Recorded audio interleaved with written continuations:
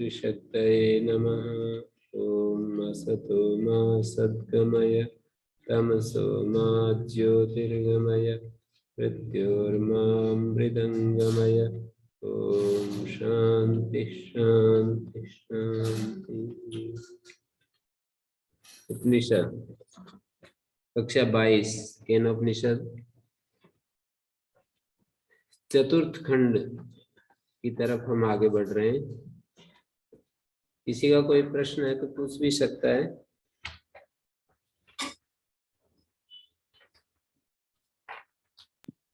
ऐसा कोई बाकी नहीं है गुरुजी। सा ब्रह्मेति होवाच ब्रह्मणो वाय तद्विजय महीयध्वमिति ततो है विदांचकार। सा ब्रह्मेति होवाच, सा उमा।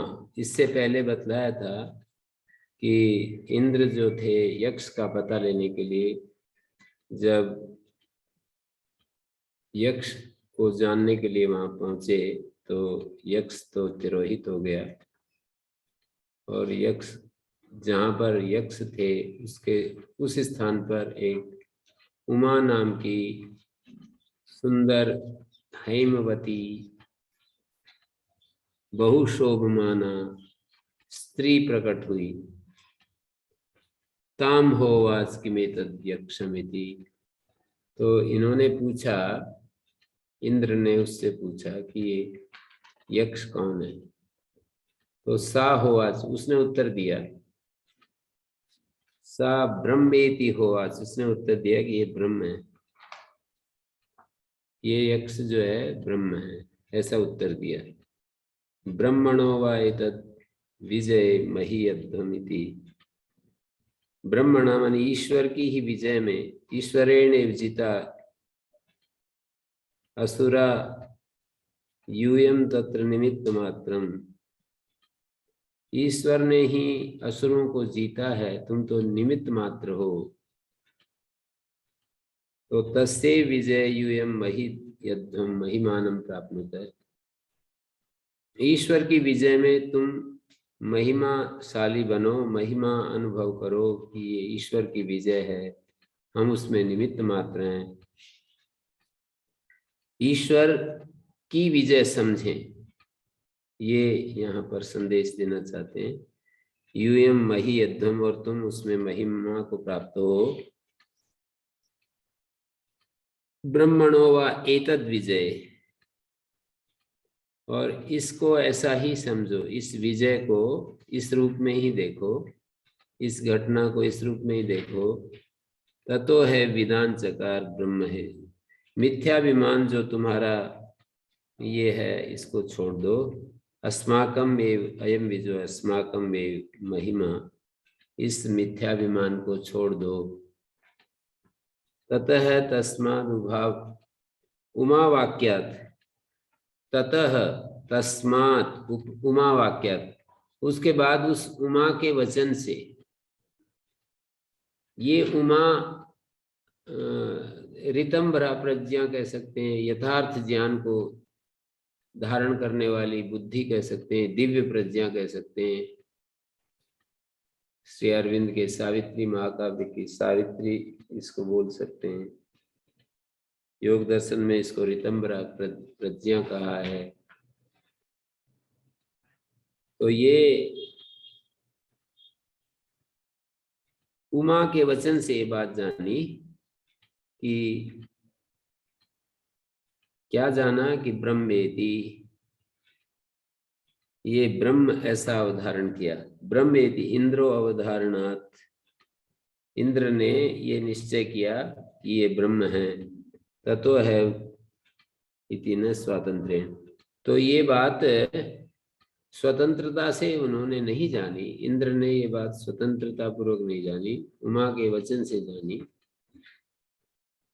प्रज्ञा ने उसको, दिव्य प्रज्ञा ने उसको बोध कराया। दिव्य प्रज्ञा किसी एक की नहीं होती है। दिव्य प्रज्ञा एक ऐसा सार्वजनिक चीज है जो उसका पात्र होता है, उसको किसी को भी प्राप्त हो सकती है। जैसे सूर्य की धूप जो है वो किसी एक का उस पर अधिकार नहीं, तो वायु पर किसी एक का अधिकार नहीं, जल के ऊपर किसी एक का अधिकार नहीं, पृथ्वी के ऊपर किसी एक का। ये तो एक व्यवहार के लिए पृथ्वी को बांट लेते हैं कि ये हमारा देश, तुम्हारा देश, ये हमारी जमीन, तुम्हारी जमीन, ऐसा ही तो एक व्यवहार के लिए बाद में ऐसे बांटने लगे, बाकी किसी एक का अधिकार नहीं। तभी तो हम श्वास लेते हैं, जल पीते हैं, पृथ्वी के ऊपर घूमते हैं, चलते फिरते हैं। तो जैसे किसी एक के अधिकार में नहीं ये सब चीजें, तो प्रज्ञा जैसी चीज भी किसी एक का अधिकार नहीं है। इसलिए उसके आधार पर हम अभिमान कर सकते हैं कि मैंने ब्रह्म को जाना। उमा के वाक्य से जो ये बात जानी कि ये ब्रह्म है, तो ये उमा एक ऐसी समष्टि बुद्धि है, एक ऐसा दिव्य प्रज्ञा है, उसको समष्टि बुद्धि कहते हैं। उस समष्टि बुद्धि का ही एक एक अंश, जैसे ईश्वर ने सूरज को हमारे लिए प्रस्तुत कर दिया, और सूरज का प्रकाश सभी को मिलता है, लेकिन हम उसके उस प्रकाश में जाकर के बैठते हैं तो उसका एक अंश हमें भी मिल जाता है। हमारे को भी उससे एक प्रकार की ऊष्मा मिलती है, गर्मी मिलती है, विटामिन डी मिलता है, उसका एक हिस्सा हमें मिल जाता है। तो समष्टि और व्यष्टि को ऐसे समझें कि ये उमा, ये सत्य बुद्धि, ये एक प्रकार की सामान्य सबको उपलब्ध है, लेकिन उस मिलती उन्हें है जो उसके पात्र हो जाते हैं।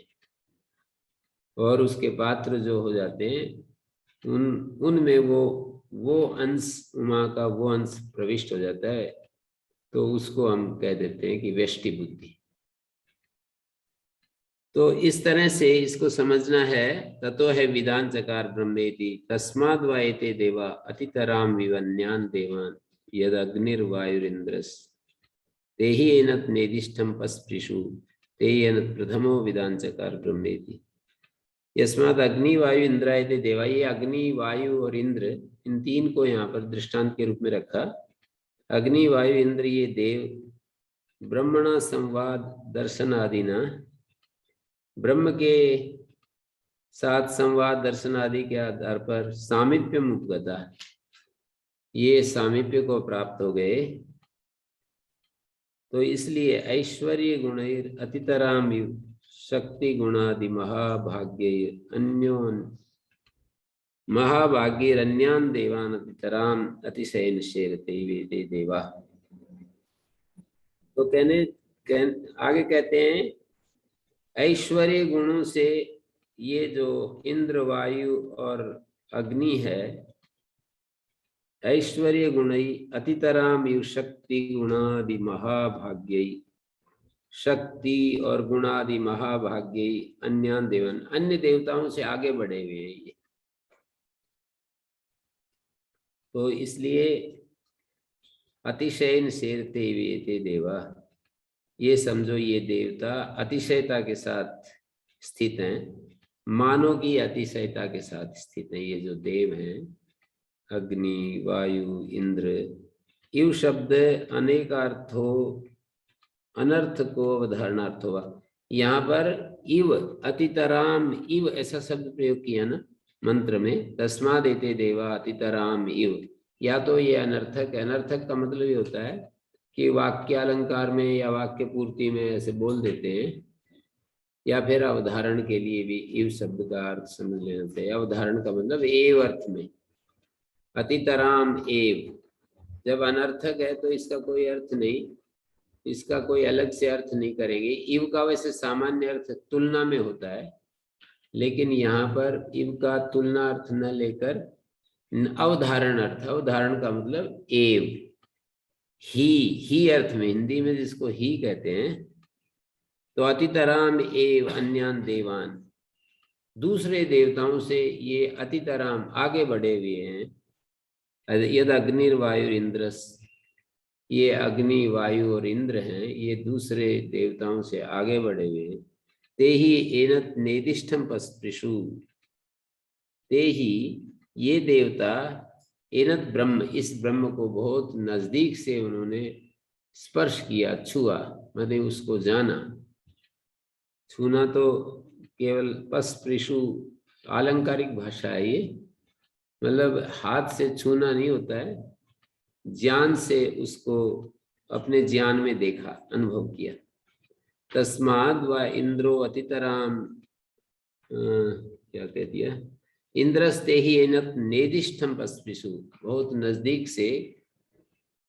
नजदीक से अंतिकतमम प्रियतमम पस्पृशु स्पृष्टवंत यथोक्त ब्रह्मणा संवाद आदि प्रकार, ब्रह्म के साथ संवाद आदि प्रकारों से उनके साथ, जैसे कि कोई आदमी मोदी जी के साथ बात करके आया हो तो वो 10 जगह बताता रहता है, सैकड़ों जगह, जब जब भी मौका लगेगा वो बता, मैं मोदी से बात करके आया, 1 घंटा हम मिले वहाँ पर, बड़ी आत्मीयता से वो मिले, बड़े प्रेम से मिले, ऐसे बताएंगे। तो यहाँ पर संवाद आदि प्रकारों से ये ब्रह्म के साथ जो उनकी चर्चा हुई, उससे ये आगे बढ़े हुए अन्य देवों से इनको मौका मिला ऐसा।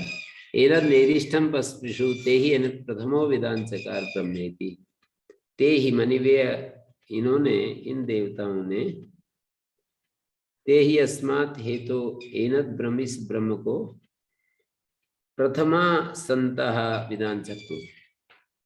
यहाँ पर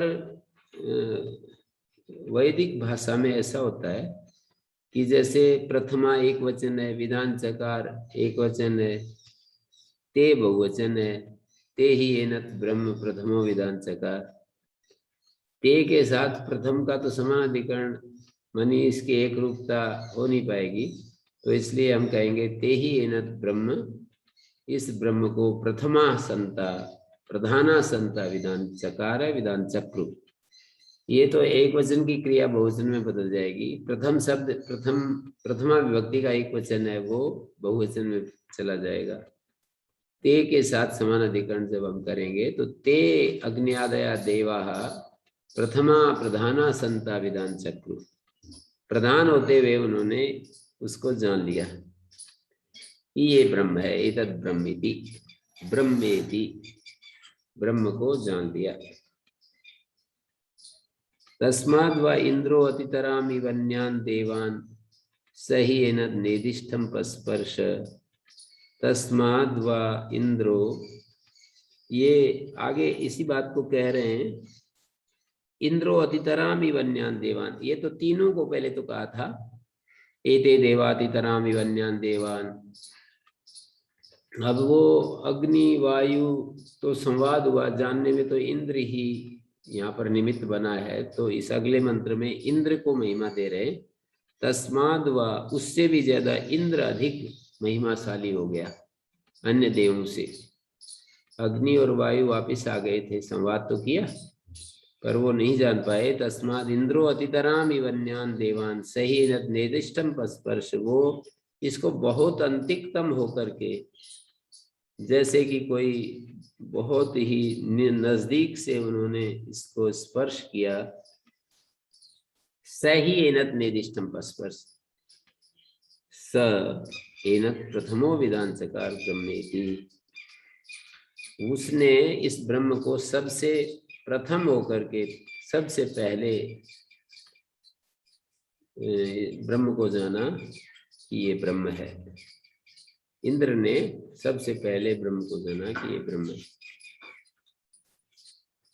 तस्य एष आदेशो यदेतत् विद्युतो विद्युतत् आ इति न्यमीमिषद आ इति अधिदैवतम।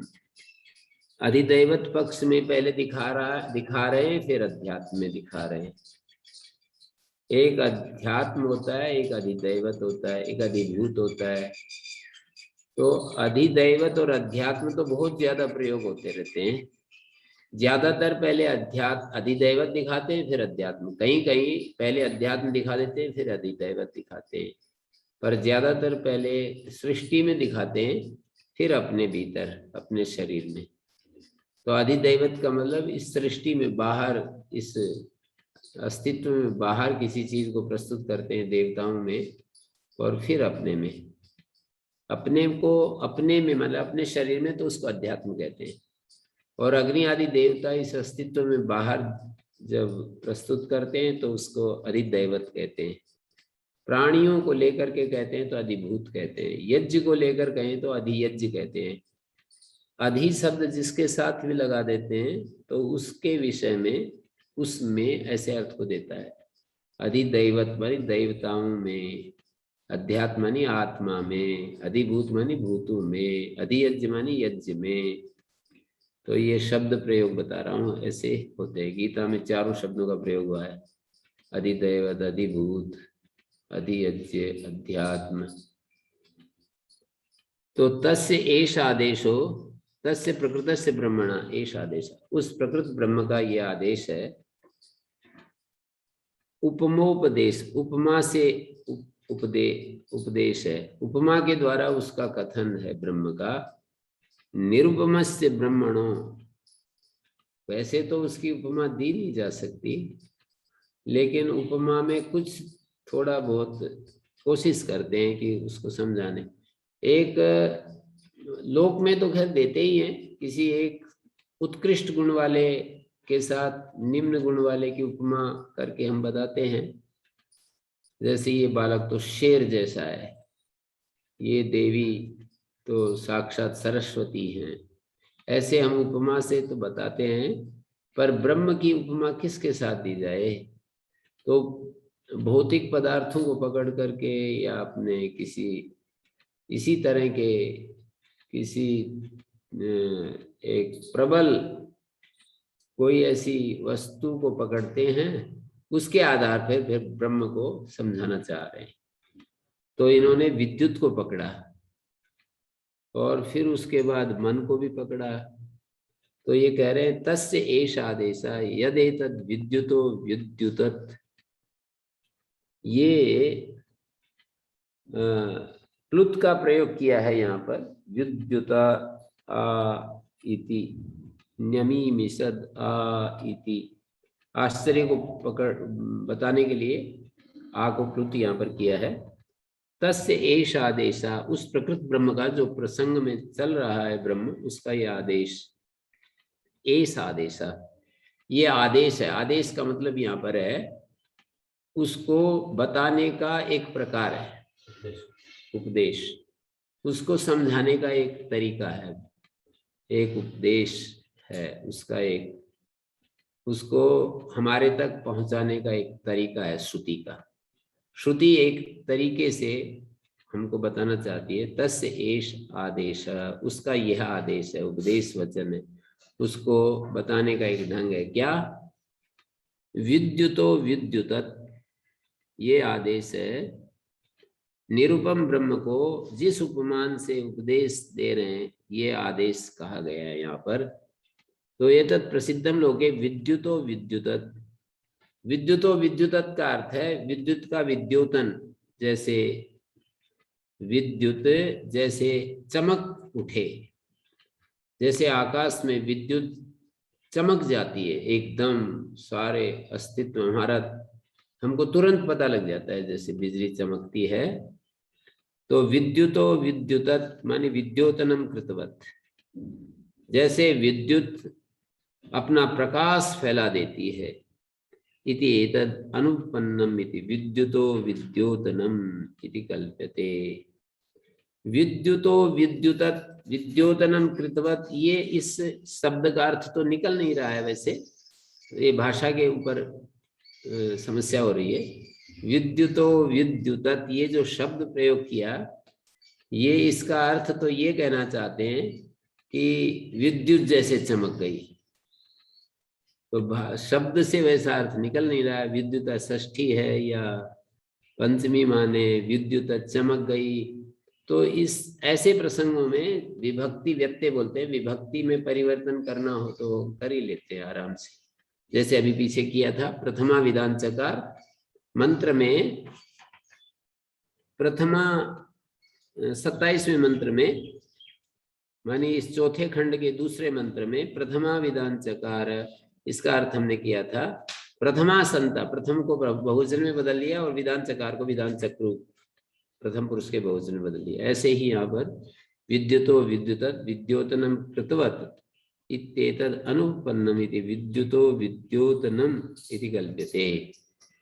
मानी विद्युतत् का अर्थ है विद्युत का विद्योतन।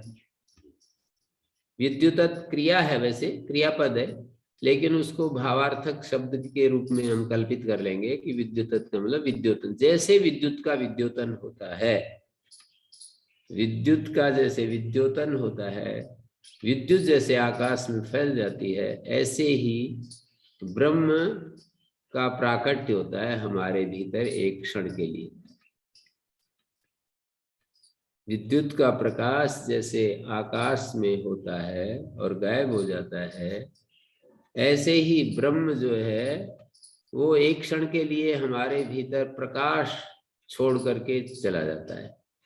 एक क्षण के लिए ऐसे जब हमारी पृष्ठभूमि उपयुक्त हो, जब हम उसके पात्र हों, जब हम, जैसे विद्युत भी हमेशा कहाँ चमकती है, अब कहाँ चमकती है विद्युत, जब बादल होते हैं, वर्षा होती है, तो उस समय होता है। ऐसे ही वो एक पल के लिए चमकती है, वो एक पल के लिए चमकती है, हमेशा तो नहीं चमकती रहती।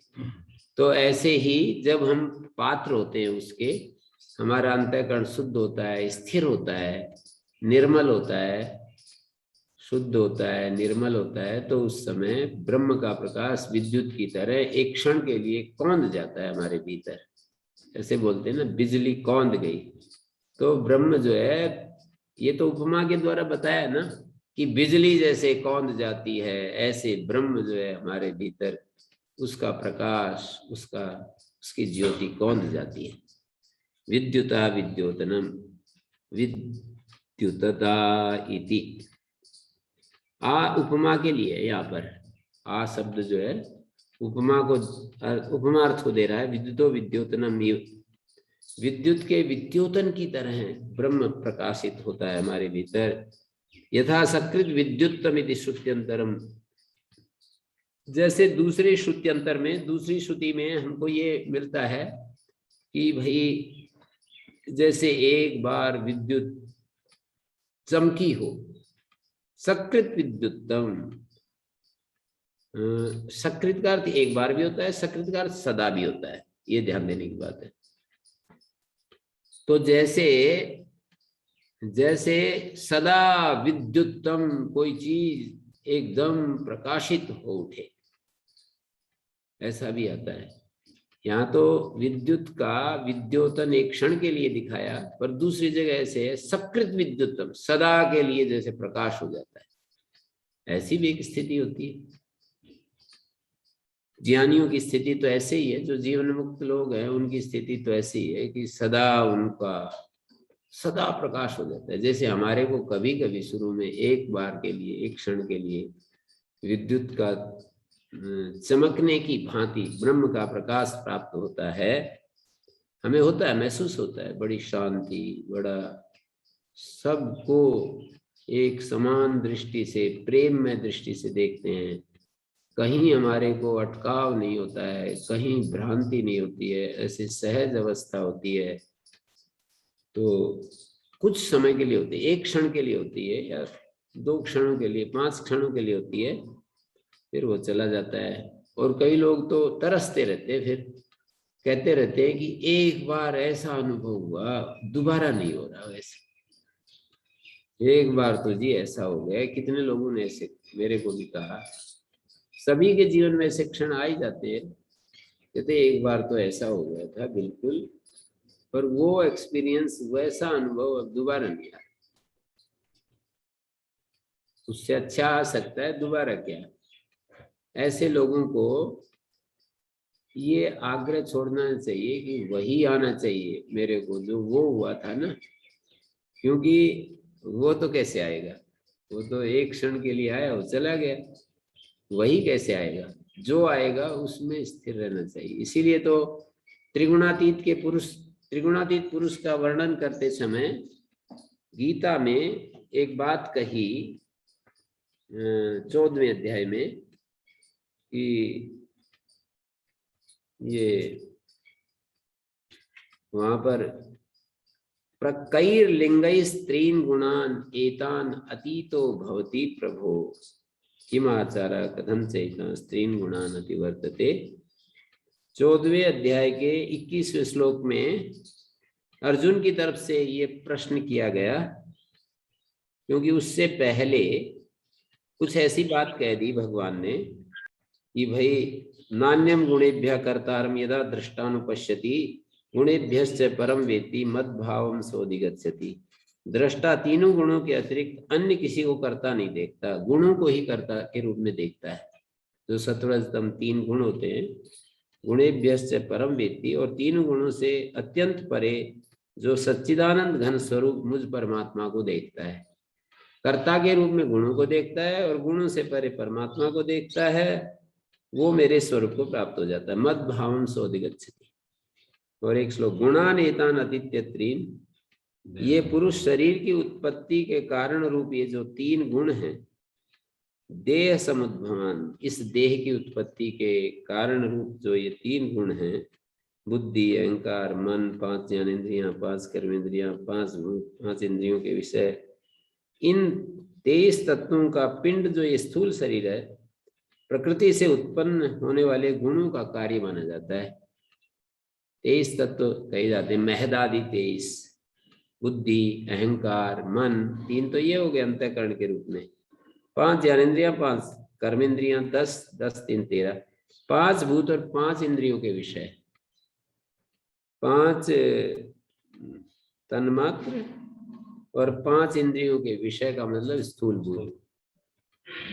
मतलब भूत शब्द से 10 लेते हैं और इंद्रियों शब्द से 13 लेते हैं। भूत कहने से 5 सूक्ष्म भूत और 5 स्थूल भूत। स्थूल भूत को इंद्रियों के विषय भी कह देते हैं। और 13 इंद्रियां, 13 इंद्रियां के 5 ज्ञानेंद्रियां, 5 कर्मेंद्रियां, बुद्धि, मन और अहंकार। तो ये जो 23 हैं, इनका समुदाय प्रकृति के गुणों से पैदा होता है। तो ये कहा गुणान एतान अतीत्य त्रीन देहि देह समुद्भवान जन्म मृत्यु जरा व्याधि जरा दुख, जन्म मृत्यु जरा दुख से विमुक्त हुआ मृत को प्राप्त कर लेता है। जन्म मृत्यु वृद्धावस्था सब प्रकार के दुखों से मुक्त हुआ परमानंद को प्राप्त कर लेता है। जन्म मृत्यु जरा और दुख, इनसे छूटा हुआ अमृत को, परमात्मा को प्राप्त कर लेता है। तो ये जब बात कह दी भगवान ने, तो अर्जुन बोला कि ऐसे कैसा होता है, ये कैसे होता है। कई लिंग, किन लिंगों से, किन चिन्हों से हम पहचाने कि गुणान एतान अतीतो भवति प्रभो, इन गुणों से अतीत हो जाता है, हम कैसे पहचाने, उसका आचरण क्या होता है, उसका उपाय क्या है, ऐसे प्रश्न पूछा। तो उन्होंने कहा प्रकाशम च प्रवृत्तिम च मोहम एव च पांडवा न द्वेष्टि संप्रवृत्तानि न निवृत्तानि कांक्षति। ये उत्तर दिया कि भगवान ने कहा जो पुरुष सत्वगुण का जो कार्य है प्रकाश, और रजोगुण का कार्य प्रवृत्ति, और तमोगुण का कार्य मोह, तो ये इनको न तो प्रवृत्त होने पर उनसे द्वेष करता है और न निवृत्त होने पर उनकी आकांक्षा करता है, ऐसे बता दिया। ये जब आए तो उससे द्वेष नहीं करता, जाए तो परेशान नहीं होता कि ये सारी चीजें मेरे भीतर ये सब गायब हो गई। कोई चीज आती है तो उससे उसकी स्वीकार्यता में कोई बाधा नहीं, जाती है तो खेद नहीं, ऐसे शांत साक्षी बन करके अस्तित्व को देखता रहता है। तो इसलिए मैं ये कह रहा था कि ये तो आकांक्षा में छोड़ ही देनी चाहिए जब इस रास्ते पर चलते हैं, कि वो अनुभव, वो एक्सपीरियंस मेरे को मिलना चाहिए जो मेरे को एक समय में ऐसे साधना करता था। तो किशोरी लाल जी बहुत बार बार कहते थे, पटिकरा के एक सज्जन थे, तो जी मैं एक बार ऐसे था सेना में, मैं ऐसे वो था, कहाँ थे वो पता नहीं, कहीं वो थे स्टेशन मास्टर। मैं ऐसे था, बहुत ही मेरे को इतना विशेष एक्सपीरियंस हुआ, ऐसा अनुभव हुआ, लेकिन वो अनुभव फिर दोबारा नहीं आया। सबको कहते फिरते देव। तो एक बार नूरगढ़ वाले स्वामी जी को भी कहा, तो मेरे को बता रहे थे। तो उन्होंने कहा कि वो तो तुम्हारे अंदर ही उत्पन्न हुआ, तुम्हारे अंदर ही अब भी है, अंदर ही तिरोहित हो गया, उसको कहीं गया थोड़ी है। तो उसके लिए हमारे को ऐसे, जब हम ऐसी स्थिति में रहते हैं तो वास्तव में नहीं आएगा। हम जितना शांत रहेंगे तो कोई अनुभव आना है तो आ जाएगा। केवल हमें अपने को पात्र बनाने की जरूरत होती है। सारा गीता का संदेश तो इसी बात में है कि हम पात्र बनने के लिए कोशिश करें। कर्मण्येवाधिकारस्ते इत्यादि वचन भी यही कह रहे हैं ना। हम किसी फल की इच्छा तो कर लेते हैं, पात्र बनना नहीं चाहते। पात्र बनने के लिए पूरी शक्ति लगानी चाहिए, पूरा मन लगाना चाहिए कि हम पात्र होंगे तो आ जाएगा, नहीं होंगे तो नहीं आएगा, क्या दिक्कत है। इसमें गुरु जी कुछ लोग ऐसा कहते हैं कि जब कभी अच्छा अनुभव आए तो दोबारा उस अनुभव को याद करने के स्थान पर उस स्थिति को याद करें कि किस स्थिति में आएगा। ये क्या ये बात ठीक है? वो तो ठीक है, लोग अपने अपने हिसाब से जो भी उत्तर देते ठीक ही है सब। पर ये शास्त्र तो ये कह रहा है कि यदि अंतिम चीज पानी है तो हम शांत साक्षी बन करके, तो ठीक ही है जो आप कह रहे हो कि भाई वो किस स्थिति में आया था, वो भी फिर द्वैत ही है ना। उसमें भी हम केवल साक्षी बनने का देखें चीजों को ना, अधिक से अधिक शांत रहने की कोशिश करें, अधिक से अधिक साक्षी बन करके जीने की कोशिश करें। क्षण क्षण में जो चीजें हमारे सामने से गुजर रही है, वो जैसे कि हम नदी के किनारे पर बैठे हो, नदी बहती हुई जा रही है, कुछ हिस्सा उसका आगे निकल गया, कुछ पीछे से आ रहा है। हम सामने कुछ बहती हुई नदी को देखते रहे बस। तो मन में जो वृत्तियां आती हैं उनको हम देखते रहें, तो वो तो अपने आप ही हो जाती हैं वो सब चीजें। जब हम पात्र होते हैं, पात्र होने का मतलब हमारा चित्त निर्मल शुद्ध होता है, तो सच्चिदानंद तो हमारा स्वरूप ही है, तो फिर हम वो क्यों एक्सपीरियंस नहीं होगा उसका। नहीं हो रहा है तो अभी पात्र नहीं है, कुछ कामनाएं हैं, कुछ इच्छाएं हमारे को इधर उधर ले जाती हैं, इसलिए नहीं होता ना। तो उसके लिए एक क्षण के लिए यदि वो आ गया है तो बस है, बस इतना सत्य तो है, परमात्मा तो है, इतना विश्वास कर ले बस।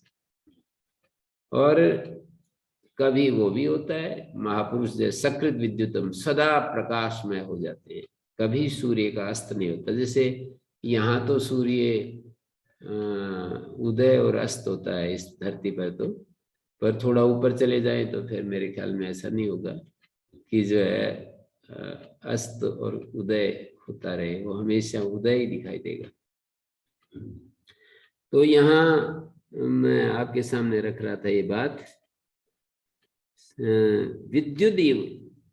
विद्युदीव ही सकृद आत्मान दर्शयित्वा तिरोभूतम ब्रह्मदेवेभ्य। देवताओं से विद्युत की तरह एक बार अपने को दिखाकर छिप गया। या विद्युतः तेज, या यहाँ पर एक दूसरा संगति लगा रहे हैं भाष्यकार। तो भाष्यकार होते ही है कि वाक्य का अर्थ हमें समझाना है उनको, कि वाक्य अस्पष्ट हैं तो उन अस्पष्ट वाक्यों के अर्थ हमारे सामने उन्होंने जिम्मेदारी ले रखी है कि मुझे तुम्हें जो अस्पष्ट दिखाई देते हैं उन वाक्यों को तुम्हारे सामने स्पष्ट करके रखना है। तो वो कह रहे हैं विद्युता तेज अध्यार कर लो। विद्युत का जो तेज है वो चमक गया, जैसे विद्युत का प्रकाश फैल गया। विद्युत शब्द के बाद में प्रकाश का अध्यार कर लो और ऐसे अर्थ करो। सकृत विद्योतितवत, जैसे कि बस विद्युत का तेज एकदम चमक गया हो। इति शब्द आदेश प्रतिनिर्देशार्थ इति अयम आदेश इति अयम आदेश। इति शब्द जो है उस आदेश का स्वरूप बताने के लिए ये है वो आदेश, प्रतिनिर्देश। आदेश का प्रतिनिर्देश परामर्श के लिए, प्रतिनिर्देश माने आदेश का परामर्श करने के लिए, आदेश को बताने के लिए ये इति शब्द है ना यहाँ पर, विद्युतदा इति, इति जो शब्द है उस आदेश को समझाने के लिए, जो आदेश ब्रह्म का जो उपदेश है उसको पूरा करने के लिए यहाँ पर प्रयोग किया है। इत शब्द समुच्चयार्थ, और इसके बाद एक इत शब्द है, इत और, इत का मतलब और, न्यमीमिषत् आ इति, एक दूसरी उपमा दे रहे हैं, अयम च अपरः तस्य आदेश, उसका एक और आदेश है ब्रह्म को बताने का, तो असो न्यमीमिषत्, जैसे आंखें निमेषम कृतवत्, जैसे आंख हमारी एक बार ऐसे बंद और फिर खुले और एकदम से सारी चीजें दिख जाएं, जैसे बंद आंखें एक बार बंद और फिर एक बार खुले, तो जैसे सब चीजें एक सेकंड में प्रकाशित हो जाती है, पूरा ब्रह्मांड ऐसे दिख जाता है। बंद करके एक बार ऐसे देखें तो पूरा ब्रह्मांड हमारे सामने उपस्थित हो जाता है। तो उसको लेकर के कह रहे हैं यहाँ न्यमीमिषत् में ऋजंत प्रयोग है, ऋजंत प्रयोग में करवाया ऐसा अर्थ होता है, पॉजिटिव वर्ब हो जाती है, तो उसको इसको स्वार्थिक णिच समझना चाहिए। यूं कह रहे हैं कि णिच का कोई अलग अर्थ नहीं है, जो धातु का अर्थ है वही निजंत का भी अर्थ है। उपमार्थ है आकार, आकार दोबारा जो है वो उपमा के लिए है। चक्षुषो विषय प्रति प्रकाश तिरो भावाई, इसका मतलब ये है कि जैसे आंख का विषय के प्रति प्रकाशित होना और फिर हम तिरोभाव हो जाना, जैसे हम एक बार आंख बंद करें और फिर एक बार आंख खोलें और फिर बंद करें खोलें, तो एक सेकंड में ही सारी चीजें प्रकाशित हो जाती है, और बंद कर ले तो वो तिरोहित हो जाती है, छिप जाती है। तो इस तरह से ये अधिदैवतम देवता विषय ब्रह्मणा उपमान दर्शनम, देवता विषय, आंख नाक कान आदि जो इंद्रियां हैं इनको भी देवता विषय की माना जाता है, आदि दैविक ही है ये शरीर में होते हुए भी इनको, क्योंकि अग्नि वाक होकर के हमारे मुख में आकर बैठी है, आदित्य चक्षु होकर हमारी आंख में बैठा है, और ऐसे दिशाएं ये जो श्रोत्र बनकर हमारे कान में आ गए, सारे देवता जो है ना हमारी इंद्रियों में, इंद्रियों के रूप में कार्य कर रहे हैं। तो ये तस्येष आदेशा यदेतद् विद्युता विद्युत, विद्युत का तेज जैसे चमक गया हो, इत यानी और, जैसे दूसरी उपमा, न्यमीमिषत् जैसे कि मन ने अपना, हमारी आंखों ने जैसे कि निमेष उन्मेष किया हो, न्यमीमिषत् आंखों ने निमेष, नी पूर्वक मिष धातु का जो प्रयोग होता है, निमेष उन्मेष, जैसे आंख ने बंद करके और एक बार ऐसे देखा हो, ऐसे ही ये ब्रह्म का उपदेश है, ब्रह्म का आदेश है। अथनंतरम अध्यात्मम, अब अध्यात्म की बात आ गई। यदेतद् गच्छति च मनो, एक अगली बात कह रहे हैं, यदेतद् गच्छति च मना, प्रत्यगात्म विषय आदेश उच्यते, ब्रह्म का एक आदेश, एक उपदेश हमारे आत्म विषय में बता रहे हैं। क्या? यदेतद् गच्छति मना एतद् ब्रह्म ढोकते विषयी करोति, ये जैसे हमारा मन जो होता है मानो कि जा रहा है, मन एतद् ब्रह्म ढोकते विषयी करोति, जैसे कि मन किसी को विषय बना रहा है, ब्रह्म को ही मान लीजिए वो ब्रह्म का चिंतन कर रहा है शब्दों में, वाक्यों में, कि ब्रह्म शांत स्वरूप है, ब्रह्म तो निरुपाधिक स्वरूप है, सारी उपाधियों से रहित है, ब्रह्म चैतन्य स्वरूप है, आनंद स्वरूप है, ब्रह्म तो प्रज्ञान घन है, प्रज्ञा स्वरूप है। ऐसे ऐसे जब हम मन के द्वारा चिंतन करते हैं तो उसको कह रहे हैं यदेतद् गच्छति मना एतद् ब्रह्म, ये ब्रह्म की तरफ जैसे कि मन जा रहा है। ढोकते विषय करोति, ब्रह्म को तो विषय नहीं बनाया जाता, लेकिन जब हम शब्दों में मन के द्वारा चिंतन करते हैं तो उस स्थिति को प्रस्तुत कर रहे हैं।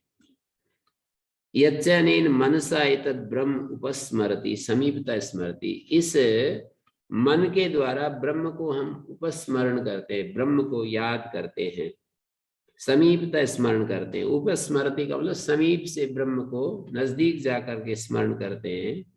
स्मरण करता है साधक, साधक प्रथम पुरुष का प्रयोग है। करोति यच्चनेन मनसा, जो इस मन के द्वारा, यच्चनेन मनसा, अनेन शब्द प्रयोग किया है मंत्र में। अथ अध्यात्मम यदेतद् गच्छति व मना, यहाँ तक एक बात होगी। ये जो मन है जैसे कि मानो किसी विषय की तरफ जा रहा हो, ऐसे ब्रह्म का चिंतन कर रहा होता है। और अनेन चैतद उपस्मरति अभीक्षणम संकल्प, अनेन च, और इस मन के द्वारा, इस मन के द्वारा समीप जाकर साधक उसका स्मरण करता है। अभीक्षणम माने बार बार, भृशम बहुत ज्यादा, अभीक्षणम बहुत ज्यादा उसका स्मरण करता है। संकल्पश्च मनसो ब्रह्म विषय, और ब्रह्म का को विषय करने वाला मन का एक संकल्प होता है कि मुझे तो भाई इस जीते जी ही, इसी जीवन में मुझे ब्रह्म को प्राप्त करना है, मुझे तो ब्रह्म का अनुभव करना है, मुझे ब्रह्म के अनुभव में जीना है। ऐसा संकल्प करता है ना मन कि मुझे तो इसका अनुभव करना ही है। मन उपाधिकत्वाद्धि मनसा संकल्प स्मृत्यादि प्रत्ययर अभिव्यज्यते, मन उपाधि वाला होने से ये जो ब्रह्म है, मन उपाधि वाला मतलब मन उपाधि है जिसकी, ऐसा जो ब्रह्म है, उपाधि ऐसे समझ लो जैसे कि ये आकाश है, इसकी उपाधि हो रही है। ये जो दीवारें हैं, ये जो मकान है, जैसे आकाश की एक दीवारें होने पर हम घट कहते हैं। हम किसी गुफा को देखते हैं तो दीवारों के कारण से आकाश को हम गुहाकाश कहते हैं, घटाकाश कहते हैं, मठाकाश कहते हैं। तो उपाधि विशेषण होता है। विशेषण जो होता है उसकी विशेषता, एक विशेषता को जब हम सारे विशेषणों को हटा देते हैं तो वो सामान्य हो जाता है, और कोई विशेषण ले आते हैं तो उसको पहचानने के लिए हमने उसको एक उपाय खोजते हैं हम कि ब्रह्म को कैसे बताएं। सारे विशेषणों को हटा दें तो ब्रह्म जो है निर्विशेष हो जाता है, लेकिन निर्विशेष को हम कैसे पकड़ें? तो इसलिए कोई ना कोई विशेषता ला करके उसको एक परिच्छिन्न कर देते हैं, एक उपाधि के द्वारा उसको सीमा में ले आते हैं। तो यहाँ कहा मनोपाधिकत्वाद मनसा संकल्प स्मृति आदि प्रत्यय, मन के संकल्प और स्मृति आदि जो प्रत्यय होते हैं, ज्ञान वृत्तियां होती हैं, वो प्रकट होता है ब्रह्म। विषयी क्रियमाण में, जैसे कि वो विषय बन रहा हो, इव लगा रहे हैं, विषय तो बनता नहीं। हमने पहले देखा था कि ब्रह्म कभी भी विषय नहीं बनता हमारे मन का। ब्रह्म स्वयं जिसकी सत्ता से, जिसके होने से मन विचार कर पाता है, वो ब्रह्म है। मन ब्रह्म को विषय नहीं कर पाएगा। तो ब्रह्म विषयी क्रियमाण में अतः सैव ब्रह्मणो अध्यात्म आदेश, वही ब्रह्म का अध्यात्म आदेश है। विद्युत निमेषण वद अधिदैवतम, जैसे कि विद्युत निमेषण, विद्युत का और निमेष के समान वो अधिदैवत देखा था। द्रुत प्रकाशन धर्मी, जैसे वहां पर द्रुत प्रकाशन धर्मी देखा था हमने, विद्युत का चमकना द्रुत प्रकाशन धर्मी हमने देखा, उसको एकदम प्रकाश वर चला गया।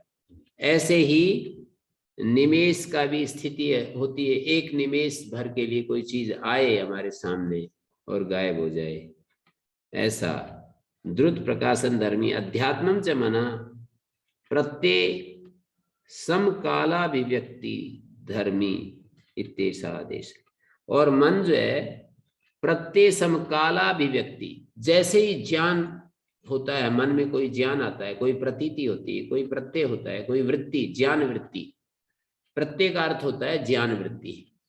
तो कोई ज्ञानात्मक कोई विचार हमारे मन में आता है तो उसी के समय प्रत्येक समय ही उस जिस विषय में हमारा विचार आता है वो चीज अभिव्यक्त होती है। ब्रह्म विषय मन में विचार आए तो एक क्षण के लिए वो अभिव्यक्त होती है।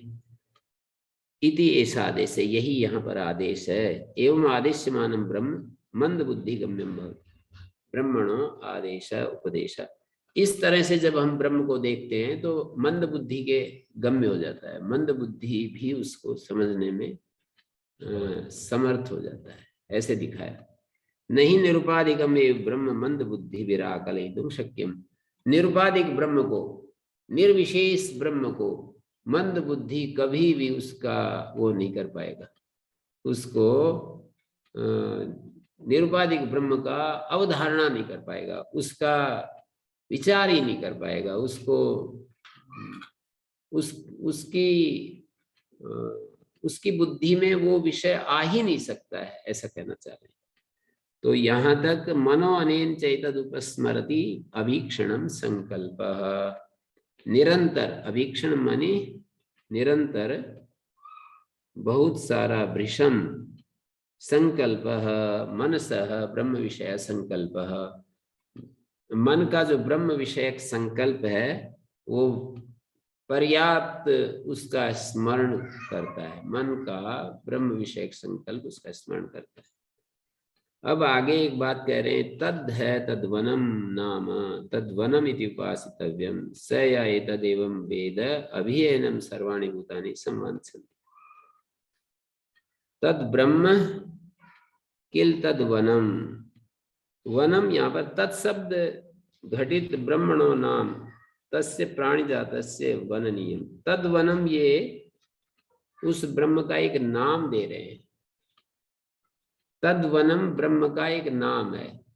तत्वनम प्राणी जातस्य वननीयम, तत् मानी उस प्राणी समूह का जो वननीय है, संभजनीय है, उसको तद्वन कहते हैं। तद है वह ब्रह्म, तद ब्रह्म, तत् शब्द का अर्थ है ब्रह्म। तद्वनम, तद ब्रह्म है किल तद्वनम नाम है, तद्वन उसका नाम है। तद्वन में समास हो रहा है ना, तस्य वनम तद्वनम, दो शब्द जब एक हो जाते हैं तो उसको समास कहते हैं। जैसे अंग्रेजी में भी नोट और बुक, उन दोनों को एक कर दें तो उसको कंपाउंड वर्ड कहते हैं। समास का मतलब कंपाउंड वर्ड। तो तद्वनम दो शब्द है, तद एक शब्द है, वनम एक शब्द है, इन दोनों का एक शब्द बना दिया। अलग अलग दो शब्द थे, उनका एक शब्द बना दिया।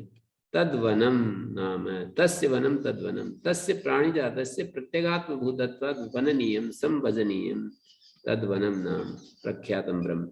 ये जो प्रसिद्ध ब्रह्म है वो तद्वन है, प्राणी जात का। तस्य मानी उसका वन है। ये वन का मतलब वननीय है। वननीय का अर्थ होता है संभजनीय है, सेवनीय है, सेवन करने योग्य। वन धातु का अर्थ वन शरण संभक्तो, संभजनीय, सेवनीय, ऐसा कहेंगे। तो तद्वनम तस्य वनम, उस प्राणी जात का प्रत्यगात्म भूत होने से, सबसे ज्यादा प्राणियों के अंतरतम होने से। प्रत्यगात्म भूत का अर्थ होता है अंतरतम, इनर मोस्ट बीइंग, मैं कई बार बोलता रहता हूं। तो उसका जो प्राणी जात का प्रत्यगात्म भूत होने से वननीय है, संभजनीय है। अतः तद्वनम नाम प्रख्यातम ब्रह्म, जो प्रख्यात ब्रह्म है, प्रसिद्ध ब्रह्म है, वो तद्वनम। तद्वनम इति यतः, क्योंकि वो तद्वन है, तस्मात् तद्वनम इत्यनेन गुणाविधाने उपासितव्यम। क्योंकि ब्रह्म तद्वन है, इसलिए तद्वन इस गुणाविधान के द्वारा उसकी उपासना करनी चाहिए, उसका चिंतन करना चाहिए। इस ऐसा करने से इस नाम का जो उपासक होगा, नामना उपासकस्य फलम किम भवति, ऐसे नाम के द्वारा, तद्वन नाम के द्वारा जो उपासना कर रहा है उसका फल क्या मिलेगा। फल हमारे शास्त्रों में हर क्रिया का फल बताते रहते हैं, ऐसा करोगे तो ये फल होगा। तो कह रहे हैं इस तद्वन नाम से जब हम ब्रह्म की उपासना करेंगे तो उसका फल क्या होगा। तो बोला स या एतद एवं वेद तद्वनमिति उपासितव्यम। स या एतद एवं वेद, जो ऐसे उसको तद्वन रूप में जानता है, सर्वाणि भूतानि संवांछन्ति, उस व्यक्ति को भी सब भूत चाहने लगते हैं।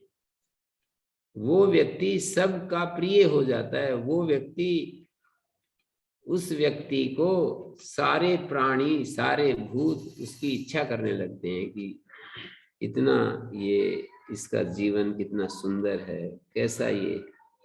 यथोक्तम ब्रह्म एवं यथोक्त गुणम वेद उपास्ते उपासकम सर्वाणि भूतानि अभिसंवांछन्ति प्रार्थयन्ते। जैसे ब्रह्म से हम प्रार्थना करते हैं, ऐसे उस महामहिमाशाली जो ब्रह्मोपासक है उसके पास भी लोग अपनी समस्याएं लेकर जाते हैं। ऐसे अंतिम कोटि का कोई व्यक्ति हो जाए, कितना उसका जीवन व्यस्त हो जाता है।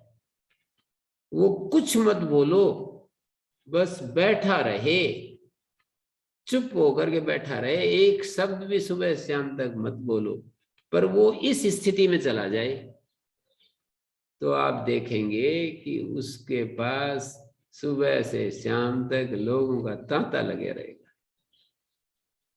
लोग उसको बस एक के बाद एक, ऐसे उदाहरण हैं, दिखाई देते हैं मुझे इतिहास के। जैसे रमन महर्षि बहुत कम ही तो बोलते थे, वो बात नहीं करते थे ऐसे ज्यादा, पर केवल बैठे रहते थे। रोते हुए लोग आते थे, हंसते हुए वहां से जाते थे, मुस्कुराते हुए जाते थे, रोते हुए आते थे। मैंने किसी का जवान लड़का मर गया, कितने उदाहरण हैं। किसी का 25 साल का बहुत योग्य बालक और वो चला गया। वो किसी ने कहा कि महर्षि के पास जाओ आप, आपको शांति मिलेगी। तो सुबह से शाम तक बस उनके सामने से बैठे रहते थे और एक सप्ताह में वो ठीक होकर के चले गए। ये कोई कर सकता है? तर्क युक्ति बड़े बड़े जबरदस्त व्याख्यान देने वाले इस काम को कर सकते हैं क्या? मुझे तो लगता नहीं है कि बहुत बड़े बड़े तार्किक, बड़े बड़े प्रचंड मतलब बुद्धिमान और युक्तियां, तर्क और ये सब उस स्थिति में, जब वो ऐसी स्थिति में पहुंच गया, कोई जवान बेटा गुजर जाए और वो बहुत दुखी अवस्था में है, तो उसको कोई समझा सकता है युक्तियों से, तर्कों से और शास्त्रों से उसकी बुद्धि में डाल सकता है कोई? और वो बोलते नहीं थे, केवल ऐसे बस बैठे रहते थे उनके सामने और वो अपनी उस अनंत शांति में डूबे रहते थे। तो ये है वो बात कही कि सर्वाणि भूतानि संवांछन्ति। इतने लोग, पॉल ब्रैंकटन ने जो है अपनी एक गुप्त भारत की खोज पुस्तक लिखी है, एक इंग्लैंड के एक सज्जन थे, सैकड़ों सैकड़ों उनके पास गए वो भारत में, अलग अलग साधुओं के जिनके पास बड़ी बड़ी सिद्धियां थी। चलते गए, खोज, अपनी खोज को निरंतर जारी रखा।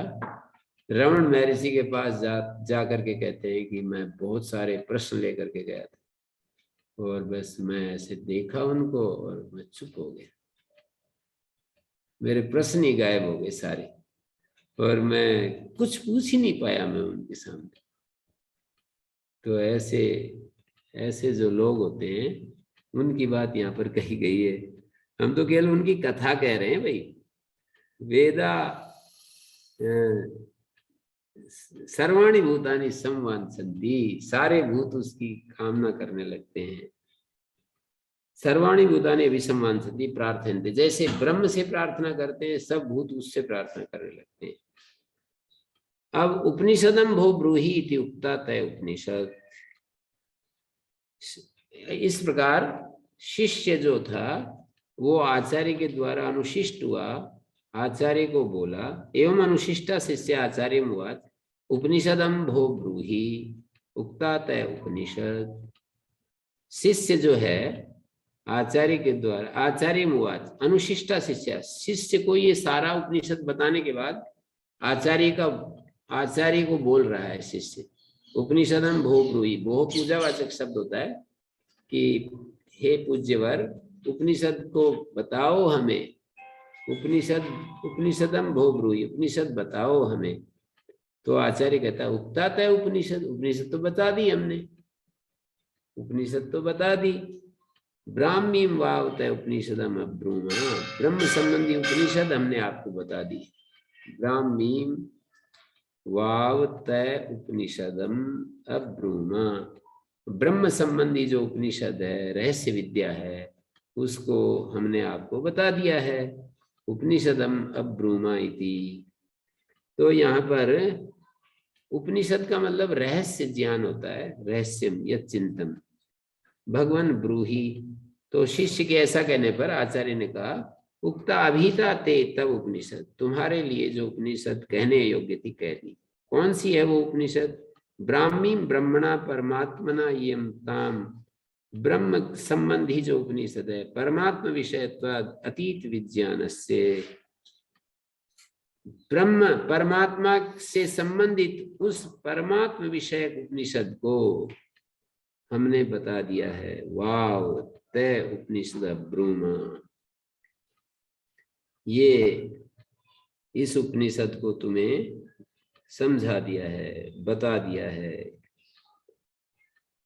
वाव एव, वाव मानी एव, ते उपनिषदम अब्रूमा, उक्ताम एव परमात्म विद्याम उपनिषदम अब्रूमा। हमने बता दिया है, जो ये केनोपनिषद की बात कर रहे हैं, परमात्म विद्या को जो कि उपनिषद के रूप में तुम्हारे सामने कह दिया है। अवधारयति उत्तरार्थम परमात्म विषयम उपनिषदम श्रुतवते उपनिषदम भो ब्रूहि।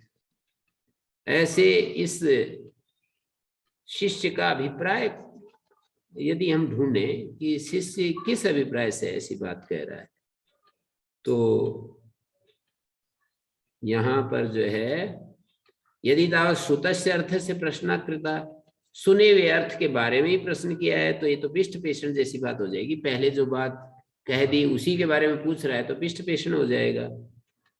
पुनरुक्तो अनर्थ का प्रश्न स्यात् अत सावशेषो उक्ता उपनिषद स्यात्।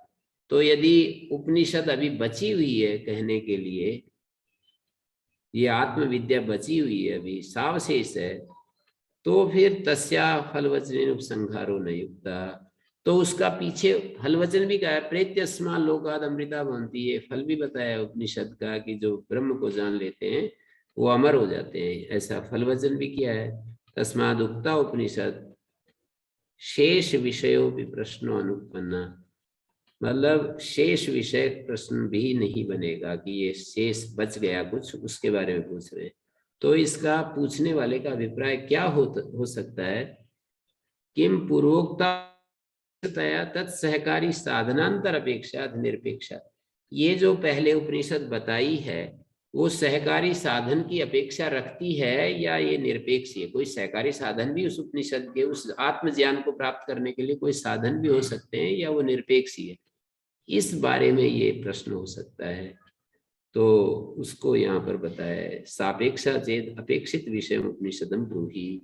यदि वो सापेक्ष है अर्थात तो उसका कोई सहकारी साधन है, तो सहकारी साधन को आप बता दीजिए, ऐसा शिष्य कहना चाह रहे हैं।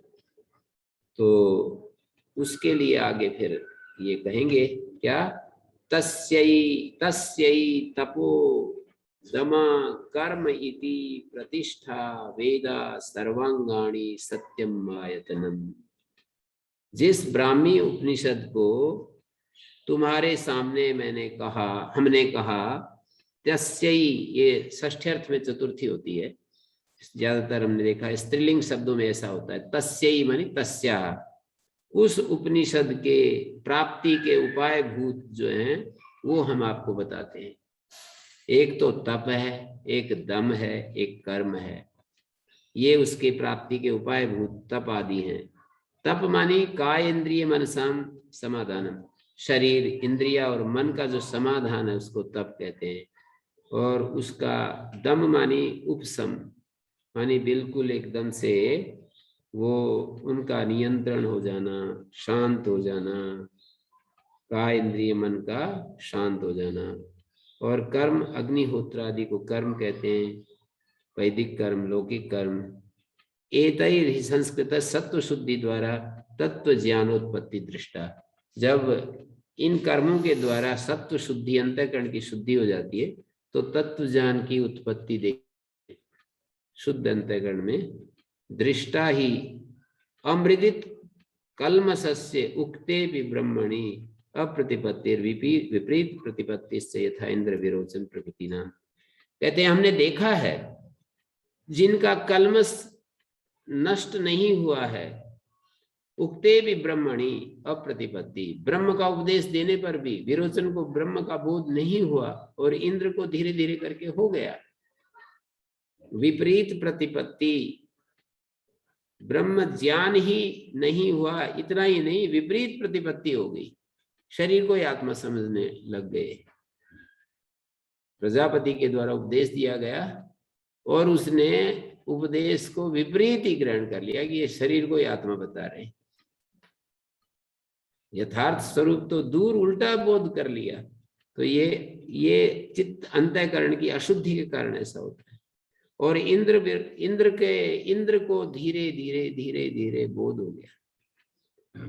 तस्मादि अतीतेषु व बहुषु जन्मांतरेषु, इस जन्म में या पिछले वाले बहुत सारे जन्मों में, तप आदि विकृत सत्व शुद्धे, तप आदि के द्वारा जिसका अंतःकरण शुद्ध हो जाता है उसको ज्ञान उत्पन्न हो जाता है। जैसा कहा जाता है वैसा, यस्य देवे पराभक्ति यथा देवे तथा गुरु, जिसकी उस परम देव में पराभक्ति है जैसी देवता में वैसे गुरु में है, तस्यैते कथिताय अर्था प्रकाशन्ते महात्मना, ऐसे उस महात्मा के सामने ये सारे अर्थ प्रकाशित हो जाते हैं। ज्ञानम उत्पद्यते पुंसाम क्षयात् पापस्य कर्मणा, पाप कर्म क्षय होता है तब ज्ञान उत्पन्न होता है। पाप कर्मों का जब क्षय हो जाता है तब ज्ञान उत्पन्न होता है। तो यहाँ पर तस्यै तपो दमा कर्म इति शब्द उपलक्षण के लिए है। इस प्रकार के और भी साधन, इन्होंने 3 शब्द तप दम कर्म इति उपलक्षण के लिए, उपलक्षण का मतलब और भी साधन इस तरह से समझ लेने चाहिए। जैसे कि मैं ये कहूँ काकेभ्यो दधिरक्षिताम, अरे कौवे बैठे हैं इधर उधर देखना, ये दही को न खा जाएं, जूठा न कर दे। तो इसका मतलब ये नहीं कि बिल्ली आए कुत्ता आए तो उनको कुछ नहीं कहना, मतलब काक तो उपलक्षण के रूप में एक का नाम ले दिया, दूसरे भी आ गए। ऐसे ही यहाँ पर तप दम कर्म ये 3 नाम ले दिए, तो इसका मतलब नहीं कि बस इतना ही है। ब्रह्म ज्ञान की उत्पत्ति के सहकारी साधन केवल तप दम कर्म, और भी इस प्रकार के सहयोगी साधन आप समझ सकते हैं। इत्यम आदि अन्यदपि ज्ञानोत्पत्तिर उपकारकम अमानित्व अदम्भित्व इत्यादि गीता में जैसे 20 जो है ज्ञान साधन बतलाए 13वें अध्याय में 7वें श्लोक से लेकर 11वें श्लोक तक ज्ञानोत्पत्ति के 20 साधन बताए। अमानित्व अदम्भित्व आचार्य उपासनम शौचम इत्यादि। और आगे कह रहे प्रतिष्ठा, पाद को कहते हैं पादो इवस्याः तेषु ही सत्सु प्रतिष्ठति ब्रह्म विद्या प्रवर्तते पदभ्याम एव पुरुषः। जैसे व्यक्ति पैरों के ऊपर खड़ा होता है, ऐसे पादो इवस्या, ये ब्रह्म विद्या के पैर के समान है। ये तेषु ही सत्सु, पैरों के होने पर ब्रह्म विद्या प्रतिष्ठित होती है। प्रतिष्ठा क्या है, पैरों के समान क्या है, बोले वेद, वेदों के ऊपर ब्रह्म विद्या प्रतिष्ठित होती है। वेदाश्चत्वारा सर्वाणि च अंगानि, और सारे अंग, सत्यम आयतनम, और जो ये सत्य है ये आयतन है। मंत्रों के ऊपर हम विचार करेंगे, इतना जल्दी से हम क्यों भागे, ये मंत्र जो है समय पूरा हो रहा है, तो कल इन मंत्रों पर और अच्छे से विचार करेंगे। अभी यहाँ